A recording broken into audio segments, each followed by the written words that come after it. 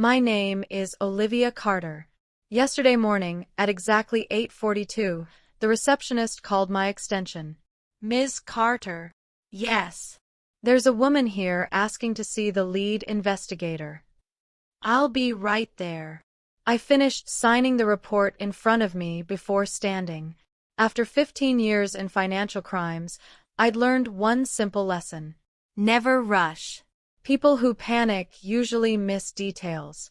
People who stay calm usually notice everything.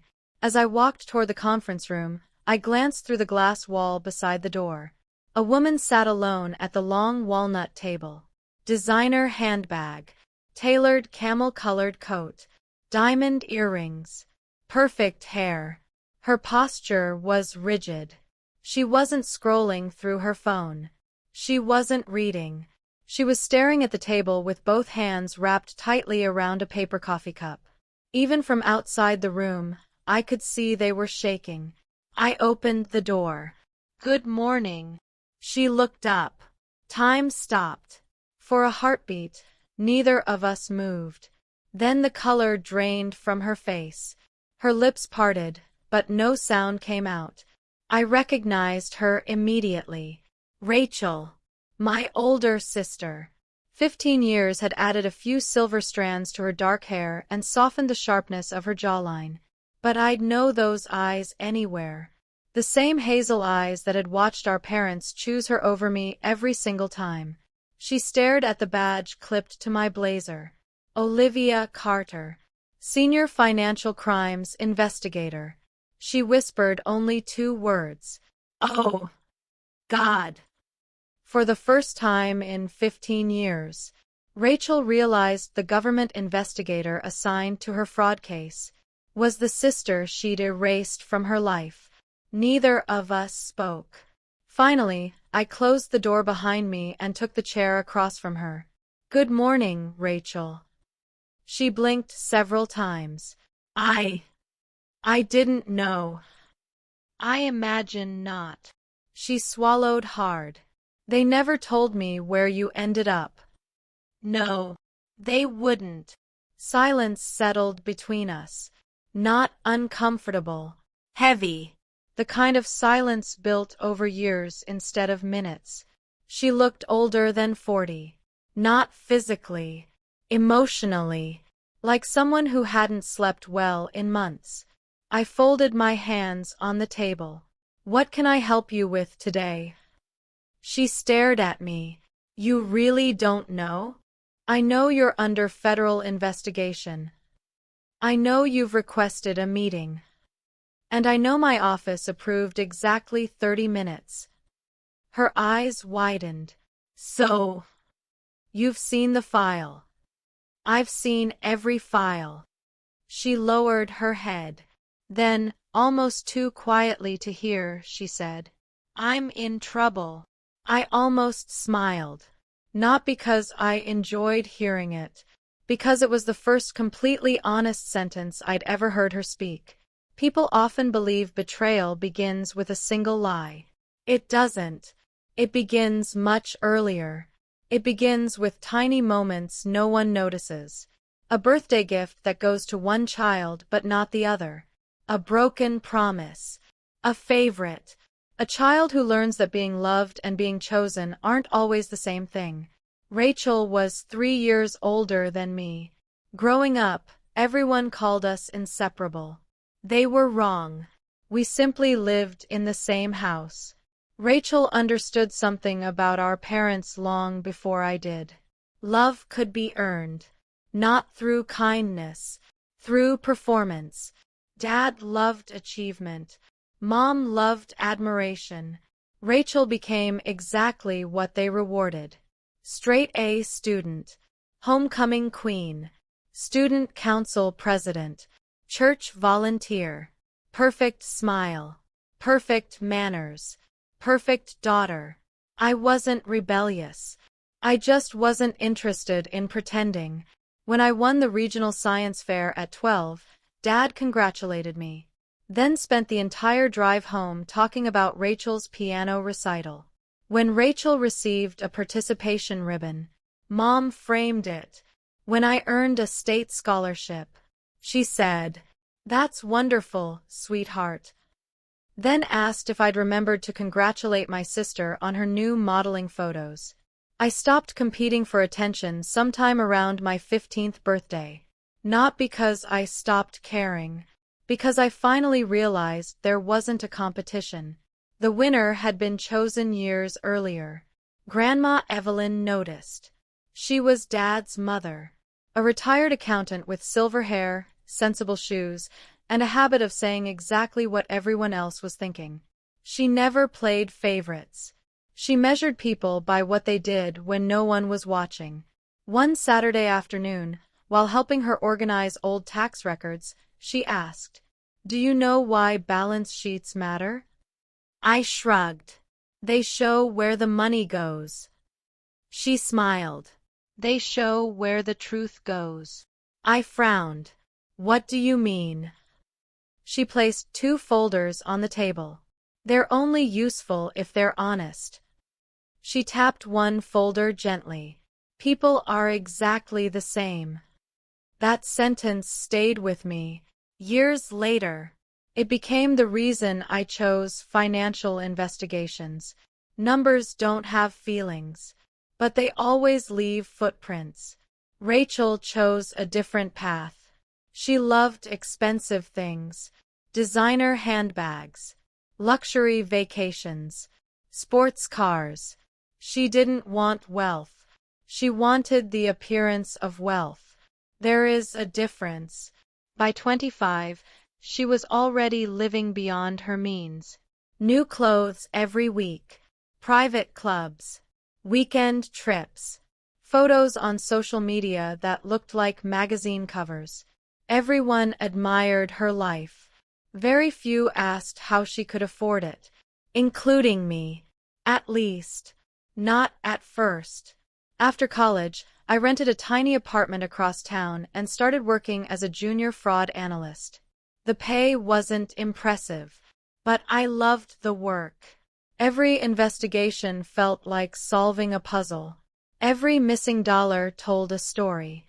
One Friday afternoon, I came home to find 3 envelopes wedged beneath my apartment door. The first was a credit card bill. I frowned. I didn't own that card. The second was from an auto finance company. I'd never financed a car. The third was a notice from a bank congratulating me on opening a business line of credit worth $75,000. I read the name 3 times. Olivia Carter. My address. My social security number. My birth date. Everything was correct. Except, I had never opened the account. At first, I assumed it was a clerical mistake. Mistakes happen, especially with banks. I called customer service. The representative verified the account. She verified the signature. She verified the identification documents. Then she asked, "Ma'am, are you saying you didn't open Carter Consulting LLC?" I looked around my apartment. There was no business, no office, no employees. No, I absolutely did not. She paused. "In that case, I'm transferring you to our fraud department. That single phone call would eventually destroy my family, though I had no idea yet, because sometimes the most dangerous lie isn't the biggest one. It's the first one." And I was only beginning to discover just how many lies had been told in my name. The woman in the bank's fraud department spoke calmly. "Ms. Carter, we'll need you to visit your nearest branch with identification." I looked down at the paperwork spread across my kitchen table. 3 different accounts, 2 credit cards, 1 business loan, almost $90,000, all opened in my name. "I'll be there in 30 minutes. I grabbed my purse, my driver's license, and every piece of mail I had. During the drive, I kept convincing myself there had to be some mistake. Maybe another Olivia Carter. Maybe a computer error. Maybe stolen mail. Anything except what I was beginning to suspect. Because one detail kept bothering me. Every application listed my childhood home as my previous address. An address almost no one knew anymore. Except my family. The fraud investigator met me in a small office near the back of the bank. His name was Michael Jensen, mid-50s, gray suit, kind eyes. He had the patient voice of someone who'd spent decades listening to impossible stories. He spread several documents across the desk. "I'd like you to look at these." I recognized my name immediately. Olivia Grace Carter. Correct. Date of birth. Correct. Social security number. Correct. Driver's license number. Correct. Everything belonged to me, except the signature. It looked similar, but not identical. Someone had practiced writing my name over and over and over until it became convincing. Michael watched my expression. "You've seen this signature before." It wasn't a question. I swallowed. "I think." No. I stopped myself. "I know who wrote it." He leaned forward. "Who?" "My sister." The words felt strange, heavy, as though saying them aloud somehow made them real. Michael didn't react. Professional investigators rarely do. Instead, he asked, "Has your sister ever had access to your personal information?" I almost laughed. We'd grown up in the same house. She knew everything. My birthday, my social security number, where Mom kept important documents, even my old passwords. Back then, families trusted one another. Identity theft wasn't something you expected from your own sister. I nodded. She had access to all of it. He made several notes, then asked quietly, "Do you want to file a criminal complaint?" The room suddenly felt very small. Criminal complaint against Rachel. I pictured family dinners, Christmas mornings, Grandma baking pies, Dad grilling hamburgers every 4th of July. One signature could destroy all of it. I need to talk to my family first. Michael closed the folder. "I understand, but don't wait too long." Why? "Whoever did this, they're still opening accounts." I drove straight to my parents' house. Nothing had changed. The white brick exterior, the blue shutters, Mom's rose garden. Even the old porch swing still creaked in the breeze. For one foolish second, I believed everything could still be fixed. I knocked. Mom answered. "Oh, Olivia." She sounded surprised, not happy. Just surprised. "I need to talk to everyone." She frowned. About what? "It's important." She stepped aside. Dad was reading the newspaper. Rachel sat at the kitchen island scrolling through her phone. She looked up and smiled. "Hey, little sister." I looked directly at her.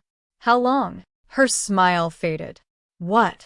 How long have you been using my name?" The kitchen became silent. Dad lowered the newspaper. Mom stopped walking. Rachel blinked once, then laughed. "I have no idea what you're talking about." I placed the bank documents on the counter. "I went to the bank today." No one moved. They showed me everything. Still, silence.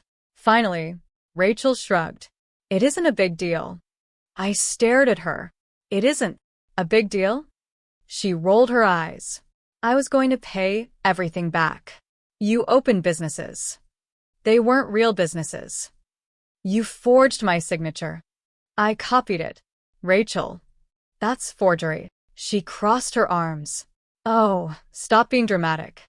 Dad folded his newspaper. "How much?" I looked at him. "What? How much money?" "Almost 90,000. He nodded thoughtfully, as though calculating a household expense. Then he looked at Rachel. "Can you cover it?" She shook her head. "Not right now." He sighed. "I'll take care of it." I couldn't believe what I'd heard. "That's it." Dad looked confused. "What do you mean?" "She committed fraud. She's your sister. She stole my identity." Families make mistakes. I felt something inside me crack. Not loudly, quietly, like ice beginning to melt. Mom finally joined the conversation. "Honey, you don't want to ruin Rachel's future over paperwork." I laughed. A short, disbelieving laugh. "Paperwork. These are crimes. They're misunderstandings. They're federal offenses." Dad stood. "Enough. We'll pay the debt. No one needs lawyers. No one needs police. And no one outside this house needs to hear about this." He looked directly at me.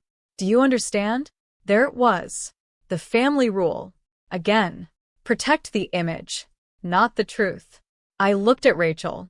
She hadn't apologized. Not once. Instead, she was checking messages on her phone, as though the conversation bored her. I asked one last question. Why me? She finally looked up. Her answer came so casually that it hurt more than anything else she'd done. Because your credit was better.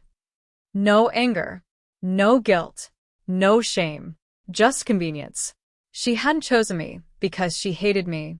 She'd chosen me because I had the highest credit score. I wasn't her sister. I was an opportunity. I gathered the documents. I'm filing the complaint. Mom gasped. Dad's face hardened. Rachel laughed. You won't. I will. Dad stepped between me and the front door. If you do, don't bother coming back. I stared at him. You'd rather lose one daughter than let the other face consequences? He answered immediately. I won't let this family be destroyed. I nodded slowly. The family was destroyed the moment she signed my name. I walked outside. My hands were shaking so badly I could barely unlock my car.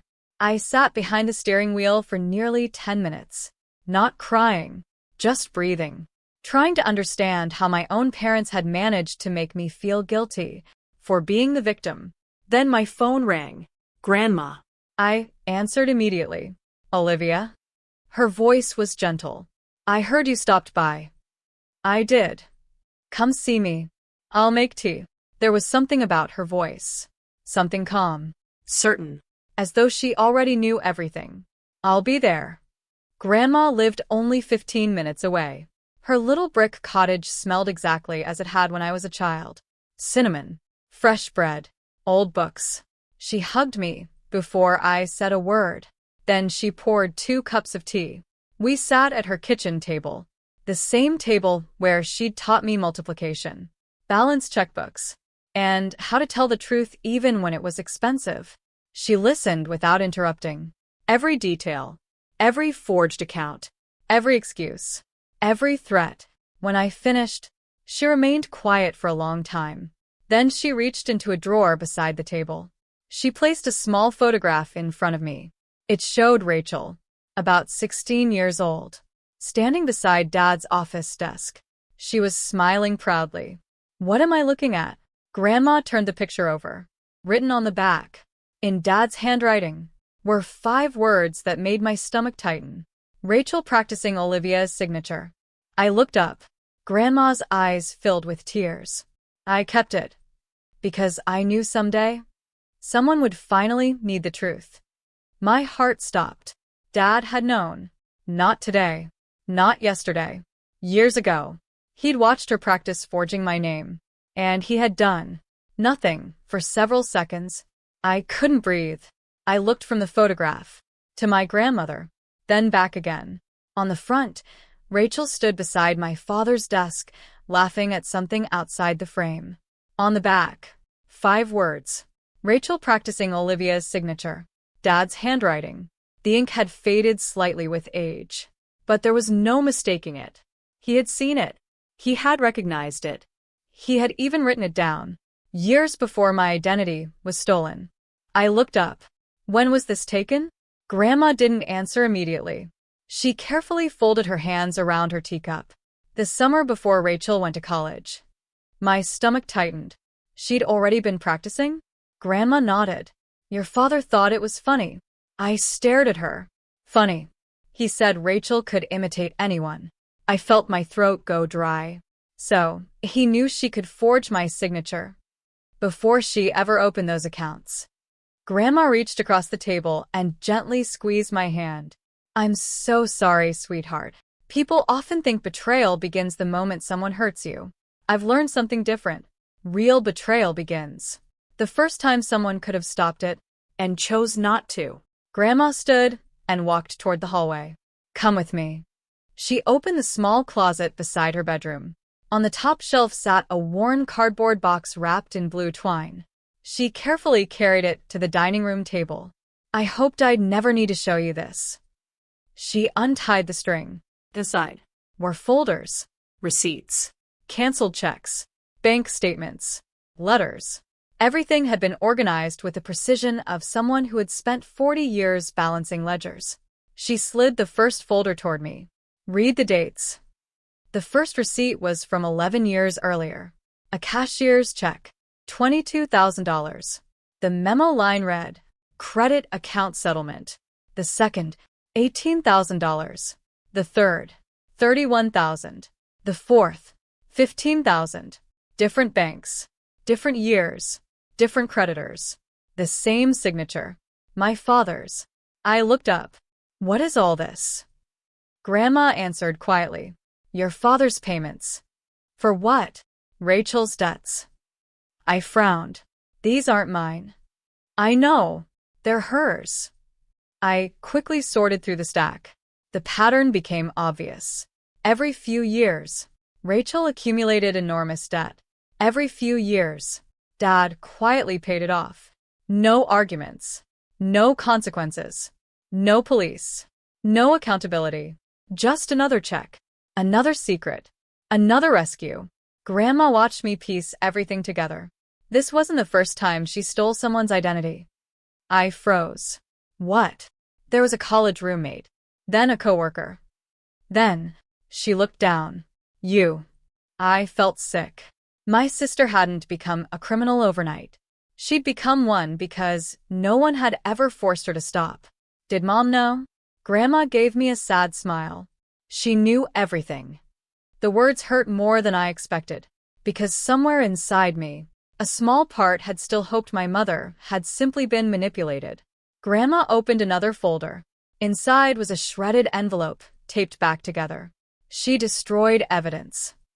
I whispered, "What evidence?" The bank mailed Rachel's first collection notice to your parents' house. Your mother intercepted it. She burned the original.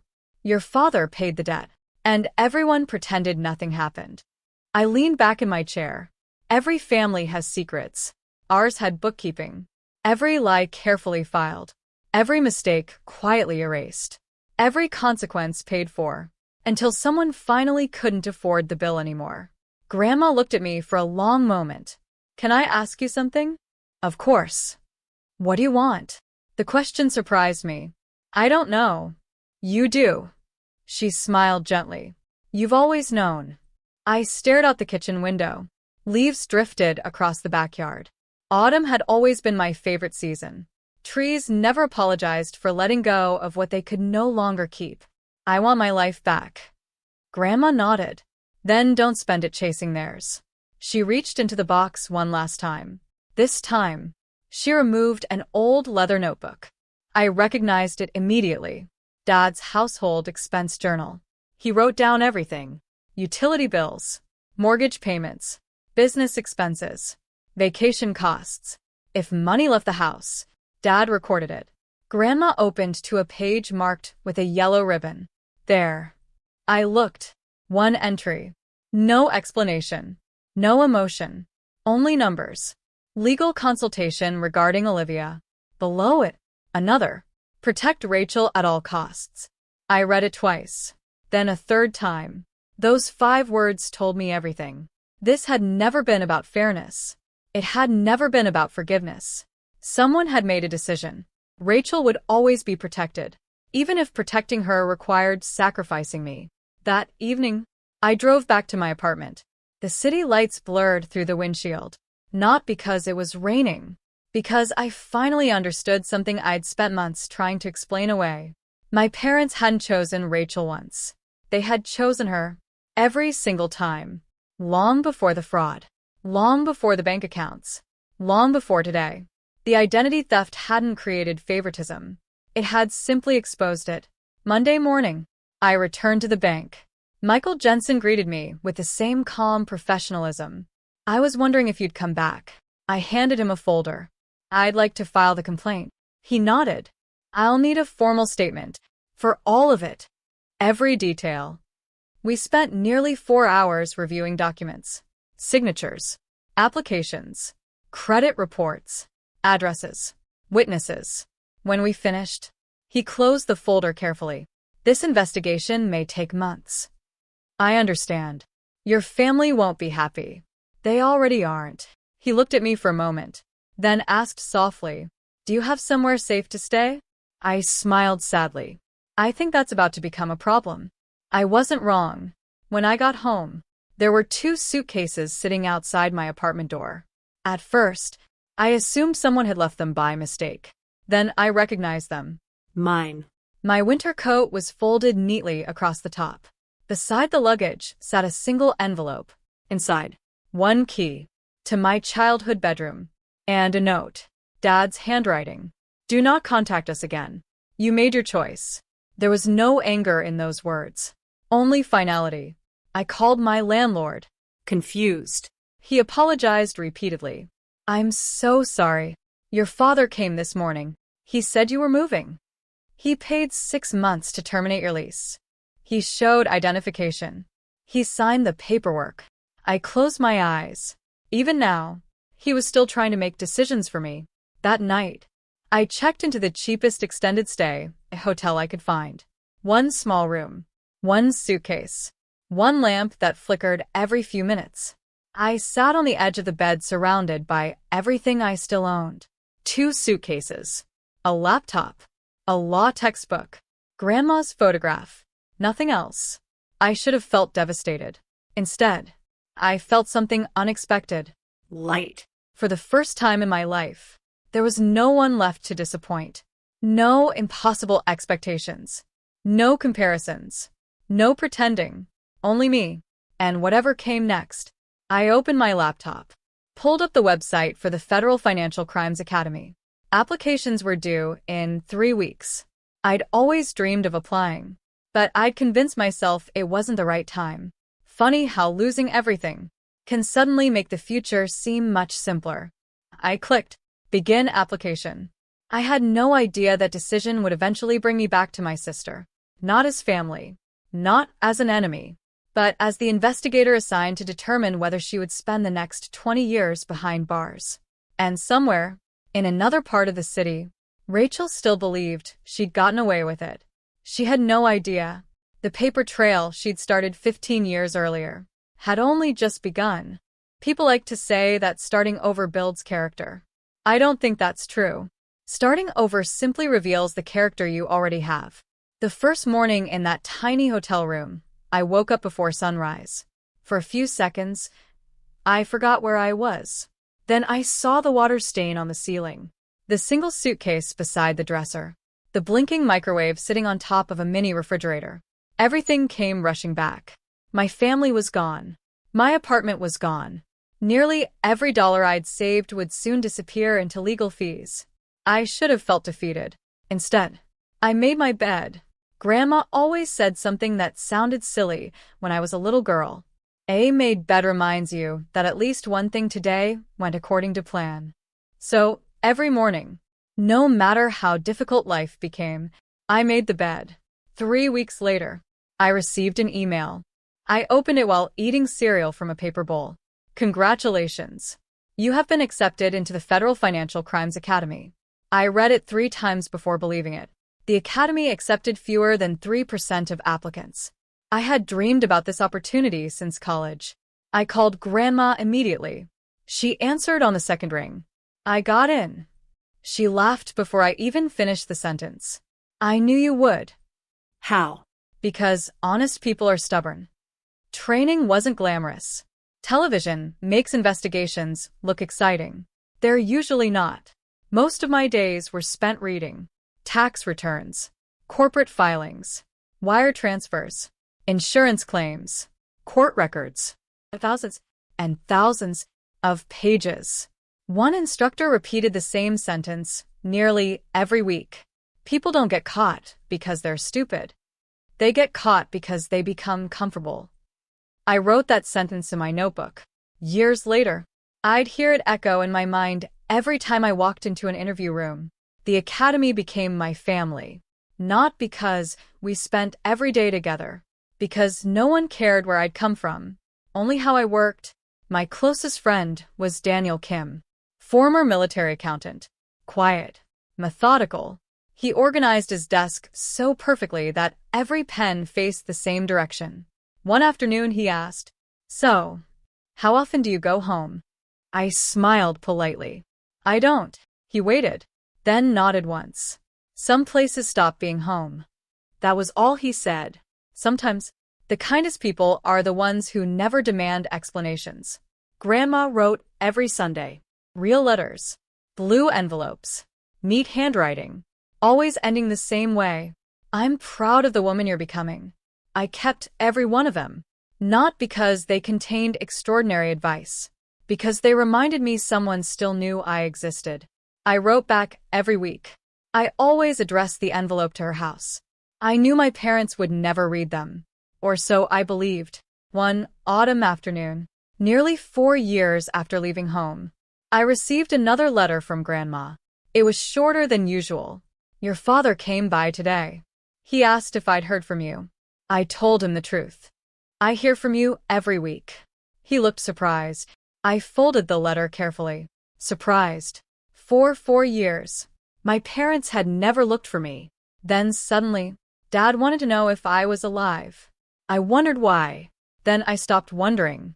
Some questions don't improve your life when they're answered. The years passed quietly. Promotion followed promotion. Junior investigator. Senior investigator. Lead analyst. Eventually, senior financial crimes investigator.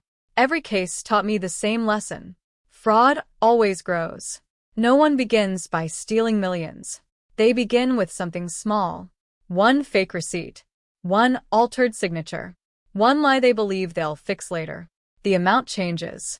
The thinking never does. Then one December morning, Grandma stopped writing. The first week, I assumed holiday mail was delayed. The second week, I became worried. By the third, I drove 3 hours without telling anyone. Her little brick cottage looked exactly the same. Except for one thing. The porch light remained on. In the middle of the afternoon, my heart sank. A neighbor recognized me immediately. You must be Olivia. I nodded. I'm Mrs. Harrison. I'm so sorry. I already knew. Before she finished speaking, Grandma had passed away 3 days earlier, peacefully, in her sleep. She was 87. I stood there, unable to move. She hadn't just been my grandmother. She'd been the last person who remembered who I really was. The funeral was held 2 days later. I stayed in the back row, not because I was ashamed, because I didn't want to become the story. My parents sat in the front, Rachel beside them. I hadn't seen any of them in nearly 5 years. They looked older, more tired. Dad's shoulders had begun to stoop. Mom's hair was almost completely white. Rachel wore expensive black designer clothing. Some things never changed. She still looked as though appearances mattered more than grief. Halfway through the service, the minister spoke words I'll never forget. Helen Carter believed that truth always arrives. It may travel slowly, but it never loses its way. I smiled through tears. That sounded exactly like Grandma. After the service, people gathered outside. I started walking toward my car. Then I heard footsteps behind me. Olivia. Dad. I turned. For a long moment, neither of us spoke. You look well. So do you. It was a lie. He looked exhausted. He glanced around the parking lot. I heard you work for the government now. I do. What exactly do you investigate? Financial crimes. His face changed. Only slightly, but enough. A flicker. Recognition. Concern. Then it disappeared. I'm sorry about your grandmother. So am I. He nodded once, then walked away. No hug, no apology, no explanation. Just another conversation where the most important words remained unsaid. After everyone left, Mrs. Harrison caught up with me. Wait. She handed me a small brass key. Helen wanted you to have this. What is it? Hall closet. Top shelf. You'll understand. I drove back to Grandma's house. The executor had already changed the locks, but the brass key opened one small storage closet exactly as she'd promised. Inside sat 3 identical cardboard boxes, each labeled carefully. Olivia. I carried them into the living room, opened the first one, then stopped breathing. Birthday cards. Every birthday card I'd mailed home for 15 years. Still sealed. Unopened. Christmas cards. Mother's Day cards, Father's Day cards, letters, dozens and dozens of letters. Every one addressed to my parents. Every one returned to Grandma instead. She'd never thrown them away. She'd kept them. Every single one. The second box held photographs, newspaper clippings, certificates, articles about my promotions, Awards. pictures from graduation. Grandma had followed my entire career, even when no one else had. The third box contained something different. Financial records, business registrations, corporate ownership charts, tax filings. At first, I didn't understand why. Then, I recognized one company name. Carter Luxury Living, LLC. Registered owner, Rachel Carter. I opened another folder. Then another. The same company appeared again. Different subsidiaries. Different addresses. Different bank loans. Something about the paperwork bothered me. Not because it was illegal. Because it looked too perfect. Perfect records make investigators nervous. Real businesses are messy. These weren't. I slipped one folder into my briefcase. Just one. Out of professional curiosity. Nothing more. At least, that's what I told myself. I had no idea that one folder, taken from my grandmother's closet, would become the first piece of evidence in the largest financial fraud investigation of my career. Or that within 2 years, Rachel Carter would walk into my office, look at my government badge, and realize the sister she'd sacrificed to protect her secrets was now the one person who knew exactly how to expose them. 2 years later, Monday mornings always began the same way. Coffee. Emails. New assignments. At precisely 8 o'clock, our division chief, Robert Henderson, walked into the conference room carrying 3 thick case files. He looked tired. That usually meant someone else was about to become busy. He placed the folders on the table. We've got 3 new investigations. The room became quiet. Everyone reached for a notebook. Robert looked around. The first involves Medicare fraud. Kim. Daniel Kim nodded and pulled the folder toward him. The second concerns cryptocurrency laundering. Martinez. She accepted the file without a word. Robert rested his hand on the final folder. This one is different. He looked directly at me. Olivia. I want you to handle it. I walked over and picked up the file. It was heavier than the others. Much heavier. Across the front, in red letters, confidential. Below it, multi-state financial fraud investigation. I opened the cover. The first page listed 17 companies. The second listed 32 bank accounts. The third contained one familiar name. Carter Luxury Living, LLC. My heartbeat slowed. Not faster. Slower. That always happened when something truly mattered. I closed the folder. I'll take it. Back in my office. I spread every document across the conference table. The investigation had already been running for 6 months. Several banks had filed suspicious activity reports. Large sums of money moved through shell companies before disappearing overseas. Luxury real estate purchases. Fake consulting invoices. Forged loan applications. Millions of dollars. Someone had built an empire.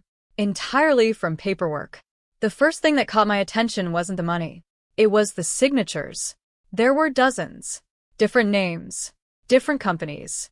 Different documents. Yet. Something felt familiar. I couldn't explain it. Only that I'd seen handwriting like this before. Years ago. Somewhere. I scanned each signature into our forensic software. The computer highlighted recurring patterns. Identical spacing. Identical pressure. Identical slant. Different names. Same hand. One person had signed them all. Whoever this was, they'd become very good. Almost perfect. Almost. People think forged signatures fail because they look different. Usually, they fail because they look too consistent. Real signatures change slightly every day. Fake ones don't. Daniel knocked gently on my office door. You've been staring at those documents for 3 hours. Have I? He smiled. You missed lunch. I looked at the clock. Nearly 2. I hadn't noticed. Daniel walked over. Anything interesting? I hesitated. I've seen this handwriting before. Where? I don't know. But I know it. He studied one page. Looks ordinary. That's what worries me. Over the next 2 weeks, I stopped thinking about almost everything else. Every evening, the same routine. Review documents, map transactions, compare signatures, trace ownership. The companies looked unrelated. Interior design, property management, luxury staging, consulting, marketing, construction, different industries, same accountants, same mailing address, same attorney. Someone had built a maze. But mazes always have architects. One Thursday afternoon, our forensic accountant rushed into my office. You need to see this. He dropped a spreadsheet onto my desk. I think we found the source. The source of what? The money. He pointed to one line. Every fraudulent transfer eventually touched the same holding company. One company, one owner. I looked at the registration. The owner wasn't Rachel. It wasn't Dad. It wasn't Mom. It was someone I'd never heard of. Margaret Ellis, age 73, retired librarian, living in Ohio. Something felt wrong. Very wrong. I picked up the phone. Get me Margaret Ellis. 2 days later, she sat across from me. Tiny woman, silver hair, blue cardigan, hands folded neatly in her lap. She looked terrified. Mrs. Ellis, do you own 12 corporations? She blinked. No. Have you ever invested in luxury real estate? No. Do you recognize these signatures? She adjusted her glasses, then shook her head. I've never seen them. I placed one final document in front of her. Articles of Incorporation. Signed, Margaret Ellis. She looked at it for several seconds, then quietly said, That's not my handwriting. I already knew. After she left, I stared at the wall. Identity theft. Again. Whoever built this fraud hadn't only stolen money, they'd stolen lives. Exactly the way someone once stole mine. That's when the memory returned. The bank. 15 years ago. The forged applications. Rachel's handwriting. I pulled my old evidence box from the archive room. Every investigator keeps old cases. Mine had only one. I opened the folder. Inside lay copies of the forged applications Rachel had signed years earlier. I placed one beside the new investigation. Then another. Then another. My breathing became slower. The letters are. The long tail on the Y. The angle of the T. Not identical. More practice now. More confident. But, unmistakably, the same person. I leaned back in my chair. For 15 years, Rachel hadn't stopped. She'd improved. The following Monday, Robert Henderson entered my office. We've approved interviews. Good. The first subject arrives tomorrow. Who? He handed me the schedule. I looked at the name. My hands became perfectly still. Rachel Carter. Interview. 9 a.m. Conference room 3. I read it again. Then once more. 15 years. Thousands of miles. Countless investigations. And somehow, life had arranged things so that the first formal interview in the biggest fraud case of my career would be with my own sister.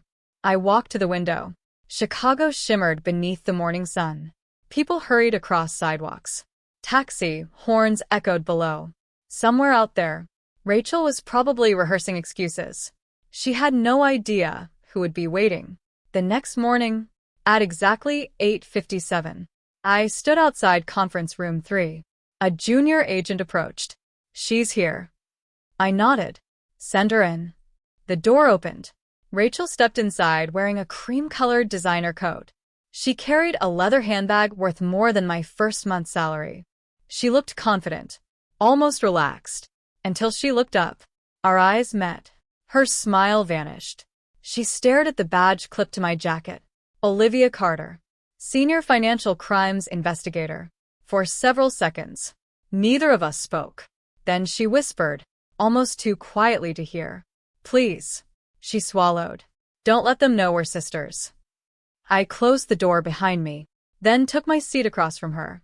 For the second time in my life, everything depended on whether I chose family or the truth.